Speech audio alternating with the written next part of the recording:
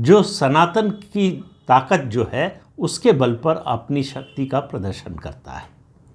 और सनातन की जो संस्कृति है वो झगड़े की नहीं है, वो लड़ाई की नहीं है।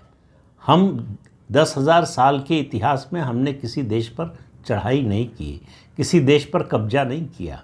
ये इतना लंबा इस तरह का रिकॉर्ड मुझे नहीं लगता दुनिया के किसी भी बड़े देश का होगा।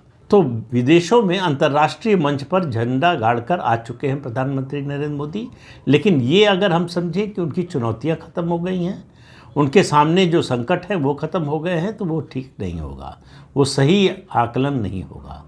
अब उनकी चुनौती घरेलू मोर्चे पर है। घरेलू मोर्चे पर 2 अवसर आने वाले हैं जब उनकी परीक्षा होगी, उनकी शक्ति की परीक्षा होगी, उनके राजनीतिक कौशल की परीक्षा होगी, उनके पॉलिटिकल मैनेजमेंट की परीक्षा होगी, उनका जो पॉलिटिकल कैपिटल है वो उसका किस तरह से और कब इस्तेमाल करते हैं इसकी परीक्षा होगी, और उनके पास जो स्ट्रेटेजिक कॉम्पिटेंस है उसकी परीक्षा होगी। पहला अवसर आ रहा है 9 सितंबर को उपराष्ट्रपति के चुनाव के समय। विपक्ष को लग रहा है कि वो उपराष्ट्रपति के चुनाव में भाजपा को यानी सत्तारूढ़ दल को चुनौती दे सकता है और शायद मात भी दे सकता है।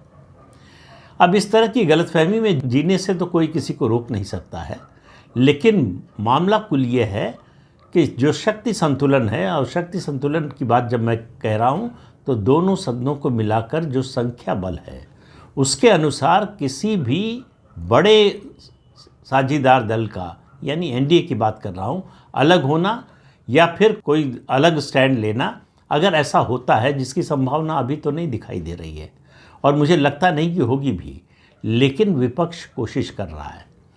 अब आप विपक्ष और सत्तारूढ़ दल के बीच के इस संघर्ष को, इस परीक्षा को, या विपक्ष के लिए ये अवसर है और सत्तारूढ़ दल के लिए और प्रधानमंत्री नरेंद्र मोदी के लिए भी ये अवसर है ये साबित करने का कि वो, उनका संख्या बल ज़रूर कम हुआ है, कमज़ोर नहीं हुए हैं, उनकी ताकत बढ़ी है, संख्या बल से उनकी ताकत को मत आंकिए। ये निर्णायक रूप से बताने के 2 अवसर है। एक मैंने बताया 9 सितंबर को, और दूसरा मौका आएगा बिहार विधानसभा चुनाव के नतीजे आने के बाद, क्योंकि उस समय एक दूसरी तरह की राजनीति होगी। तो पहली परीक्षा और दूसरी परीक्षा दोनों में हालत ये है कि विपक्ष जो है उसके पास सबसे बड़ी ताकत उसकी इच्छा है।